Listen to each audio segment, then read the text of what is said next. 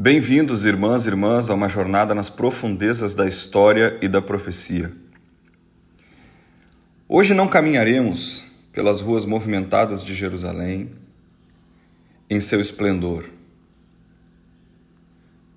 mas sim pelas margens empoeiradas de um rio estrangeiro em uma terra de exílio. Vamos encontrar um homem cuja vida foi partida ao meio, um sacerdote sem templo, um profeta cuja boca se tornou o portal para visões mais aterradoras e esperançosas de toda a Escritura. Este é o mundo de Ezequiel, o atalaia de Deus. Para entendermos Ezequiel, precisamos sentir o chão que ele pisava. Estava no início do século VI a.C.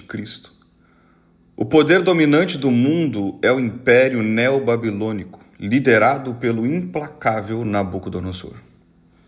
Jerusalém, a cidade de Davi, o coração da fé judaica, foi sitiada e humilhada.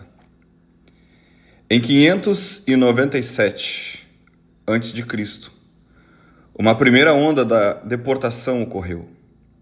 A elite de Judá, os nobres, artesãos, sacerdotes, foram arrancados de sua terra e levados cativos para a Babilônia. Imagine o trauma deixar para trás o templo de Salomão, o lugar onde a glória de Deus habitava, para viver como prisioneiro nas planícies da Mesopotâmia.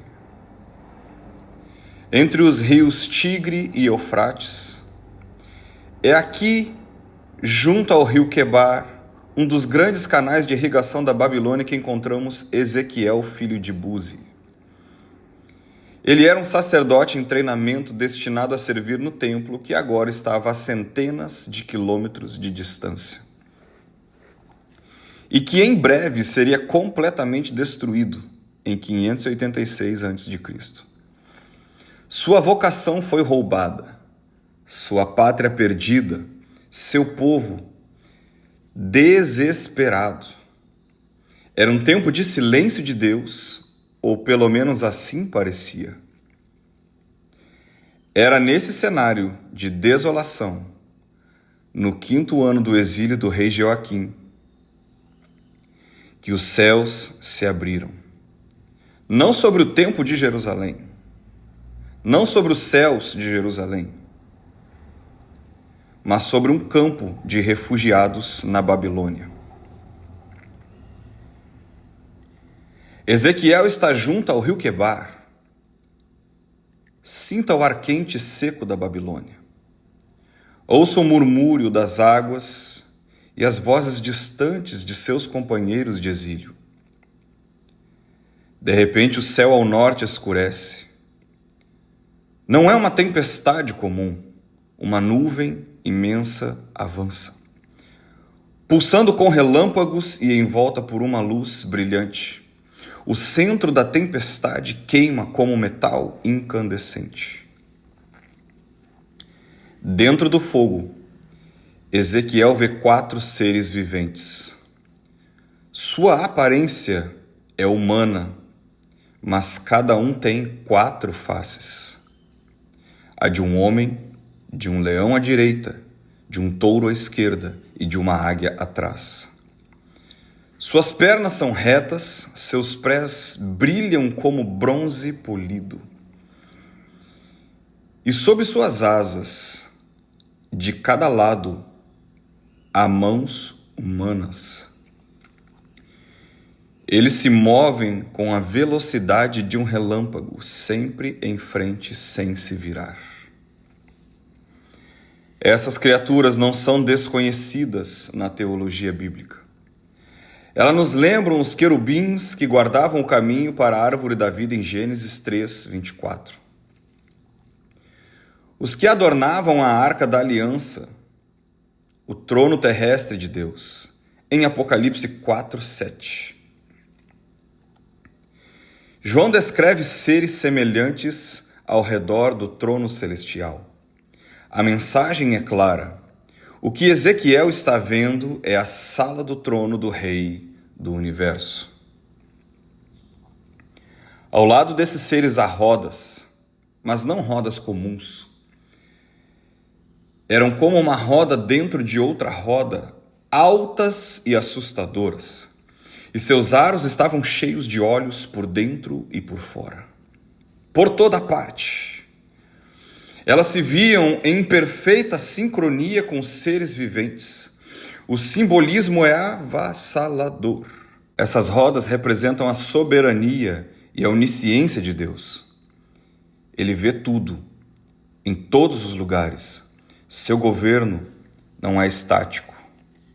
Ele se move com um propósito divino por toda a criação. Acima das cabeças dos seres havia algo como um firmamento, reluzente e espantoso como cristal de gelo.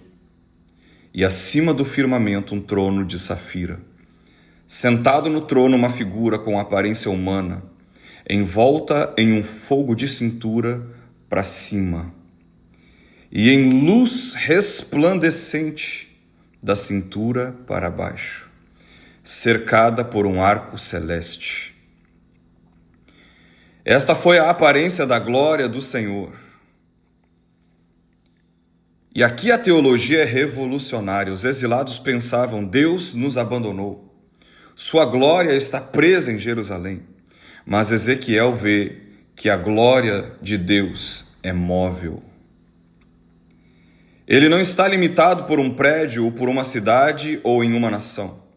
Ele está entronizado sobre o universo e está presente com seu povo sofredor no coração do império pagão. Que esperança! O Deus de Israel é o Rei do universo e ele está na Babilônia. Ao ver isso, Ezequiel cai com o rosto em terra e ouve a voz que o chama para ser um atalaia, um vigia para a casa de Israel. Anos se passam. Ezequiel entregou mensagens duras de julgamento. Jerusalém cai. O templo foi reduzido a cinzas. A esperança do povo se tornou pó. Eles diziam, como registrado em Ezequiel 37:11, nossos ossos se secaram, nossa esperança pereceu, estamos acabados. É nesse ponto de desespero absoluto que o Espírito do Senhor leva Ezequiel a uma visão. Ele se encontra no meio de um vale, um silêncio mortal. Não há pássaros, nem vento, apenas o sol escaldante sobre um tapete infinito de ossos humanos. Ossos branqueados, desarticulados, completamente secos. O cheiro da morte antiga paira no ar. É a imagem perfeita de uma nação morta, sem vida, sem futuro e sem esperança. Por acaso você já passou por alguma situação dessa? Onde parece que a estrutura criada para ter um propósito não tem mais vida naquilo que você faz? É então que Deus faz uma pergunta chocante. Ele pergunta ao profeta: Filho do homem, poderão viver esses ossos? Humanamente a resposta é óbvia. Mas Ezequiel, que já viu a glória de Deus, responde ao Senhor: Senhor, tu sabes. Ezequiel, apesar de parecer estar pronto, ainda está relutante entre a visão dos ossos secos e a fé que libera o destino. Muitas vezes parecemos prontos para o chamado, parecemos prontos para o embate, parecemos prontos para o casamento, prontos para ser um empresário, prontos para ser um missionário, mas no meio da visão caótica, quando Deus nos pergunta: poderão esses ossos reviver? Nós optamos então por transferir a responsabilidade para Deus. Senhor, tu sabes. Ao passo que Deus quer nos levar além no vale de ossos secos. Deus está nos ensinando a profetizar aquilo que queremos ver.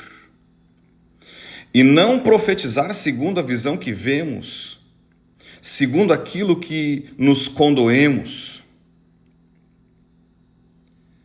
Deus precisa de homens e mulheres que liberem a sua voz e o seu espírito, e não as suas emoções próprias sobre os ossos. Deus ordena então a Ezequiel que faça o impensável: profetizar para a morte. Ossos secos, ouçam a palavra do Senhor. Enquanto ele fala, algo acontece. Primeiro um som, um ruído de chocalho, um tremor que percorre o vale. Eram ossos se encaixando. Osso se junta a osso, esqueletos se erguem da poeira, então tendões e carnes aparecem sobre eles, e a pele os cobre. Um exército de corpos se levanta no vale, mas eles não têm vida. Estão restaurados fisicamente, mas a essência está morta, ainda sem o Espírito de Jeová. Quantas vezes parece que nós erguemos uma situação, parece que alguém na nossa família está bem, parece que o casamento está de pé, parece que o ministério está bem, mas na verdade está faltando o Espírito de Jeová sobre ele, para que ele viva de fato uma vida sobrenatural, que é a identidade do Senhor. A restauração de Deus não é externa. Ele ordena então a Ezequiel: profetiza ao Espírito, profetiza, filho do homem. E quando ele clama pelo fôlego de Deus, o mesmo Espírito que pairava sobre as águas na criação, o mesmo Espírito que foi soprado em Adão para lhe dar vida, o sopro de vida entra neles. Eles se levantam, um exército vasto e poderoso. A mensagem de Deus é clara. Deus não apenas restaurará a nação de Israel politicamente, os ossos se juntando, mas ele lhes dará uma nova vida espiritual, lhes dará uma essência pelo qual eles viverão, a sua identidade de filhos. Essa passagem ecoa em Gênesis 2:7, onde Deus sopra o fôlego no primeiro homem, em Adão. É uma recriação que se conecta diretamente à promessa feita em Jeremias 31:33. Sobre a nova aliança, diz o Senhor: porei a minha lei no seu interior e a escreverei no seu coração. Ezequiel mesmo profetiza em Ezequiel 36:26, darei a vocês um coração novo e porei um espírito novo em vocês. A lição para nós hoje é poderosa. Onde estão os vales de ossos secos em nossas vidas? Em nossos sonhos mortos? Nos relacionamentos quebrados e a nossa fé apática? O Deus de Ezequiel é um especialista em restaurar aquilo que parecia impossível. Ele pode soprar vida onde só existe morte e criar um exército esperançoso a partir do pó do desespero. No final de seu ministério, no 25º ano do exílio, Ezequiel recebe mais uma visão, longa e detalhada. É transportado de volta à terra de Israel e colocado sobre uma montanha muito alta. Diante dele está a maquete de uma cidade e um novo templo glorioso. Capítulos 40 a 48 de Ezequiel são um manual de arquitetura divina. Medidas perfeitas, simetria absoluta. Por que tantos detalhes? Porque o primeiro templo foi profanado pela idolatria. Este novo templo representa a santidade, a pureza e a ordem perfeita de Deus. O momento culminante acontece em Ezequiel 43. A glória do Senhor, a mesma que ele viu a partir do antigo templo, antes da destruição, agora retorna. Ela vem do leste, com um som de muitas águas, e a terra resplandece a sua glória. A glória de Deus entra no templo, pela porta oriental e enche a casa. E Deus declara: este é o lugar do meu trono, onde habitarei no meio dos filhos de Israel para sempre. A porta oriental então é fechada para que a glória nunca mais saia. Deus está mostrando aqui que há uma possibilidade de levantar de novo a tua casa caída. De ainda que você tenha sido abatido, que a tua família seja destruída, Deus pode restaurar. O seu espírito pode vir habitar novamente e colocar de pé. Trazer ainda uma maior intimidade, uma maior santidade e uma maior beleza, onde Deus habitará entronizado no meio dos teus. A visão mais bela ainda está por vir. Um anjo mostra a Ezequiel água brotando debaixo do limiar do templo. A princípio um fio de água, mas enquanto caminham torna-se um riacho até os tornozelos. Depois até os joelhos, até a cintura e finalmente torna-se um rio tão profundo que não pode se atravessar.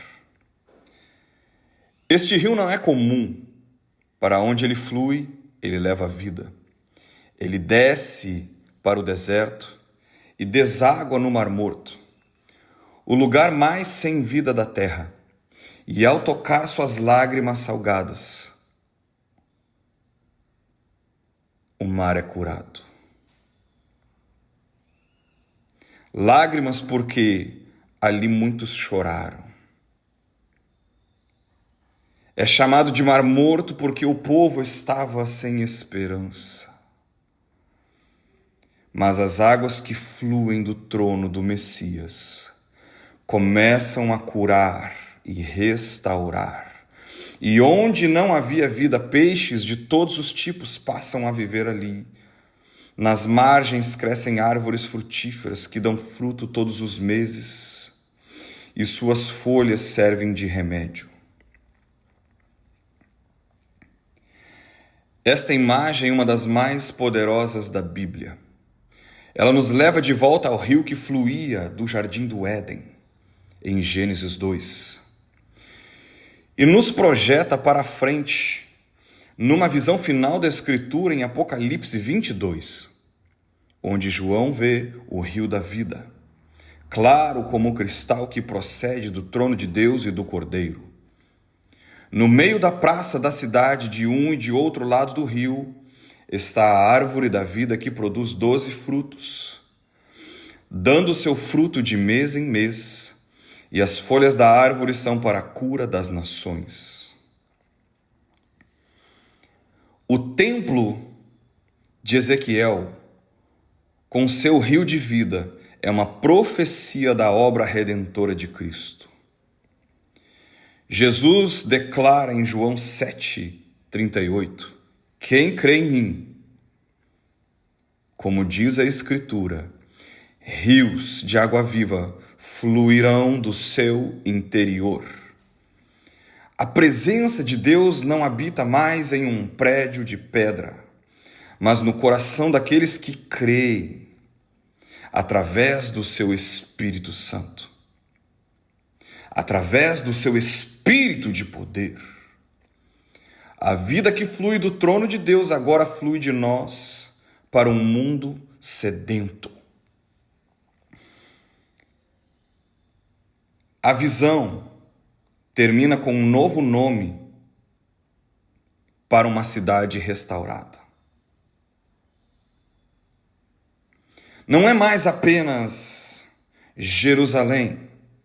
Seu nome é Yahvé Shammah, que significa o Senhor está ali. O Senhor está presente. A conclusão dessa história é que desde o jardim até a cidade celestial, a jornada de Ezequiel, do exílio na Babilônia à presença da restauração, reflete a jornada de cada um de nós. Somos chamados a ser atalaias do nosso tempo, a falar a verdade de Deus em um mundo quebrado, sem esperança, morto, a crer na ressurreição em nossos vales de ossos secos e a viver a promessa de que por meio de Cristo a presença de Deus está conosco, curando, restaurando, libertando, trazendo vida. A promessa final é a presença dele, Yahvé Shammah. Deus está presente aqui. Deus tem trazido a esperança àquele que está caído. Ainda que desesperançado, o Espírito de Deus sopra sobre você hoje, lembrando os teus melhores dias, os dias de glória, os dias em que Deus falava contigo, o dia que Deus em ti renovava, dias em que profecias chegaram ao teu coração e ao teu entendimento. E hoje Deus traz à memória essas novas esperanças e sopra sobre ti com seu espírito de poder, te colocando de pé, não apenas curando, receba cura no teu corpo, receba cura no teu espírito, mas também te colocando de pé espiritualmente, para que você veja além do seu tempo aquilo que Deus está fazendo. Para que hoje você coloque os olhos no amanhã, no propósito e no futuro de Deus. Deus está apontando um caminho de glória para você, para a sua casa, para o seu ministério. Deus está restaurando a tua vida hoje. Obrigado por se juntar a nós nessa exploração da vida e das visões de Ezequiel. Que a soberania, o poder restaurador e a presença constante de Deus encham o teu coração de esperança. Não importa em qual Babilônia você se encontra hoje, qual é a prisão que tem te afligido hoje, se espiritual, emocional, física, financeira, Deus, ele tem uma visão de restauração e está soprando poder e vida sobre você.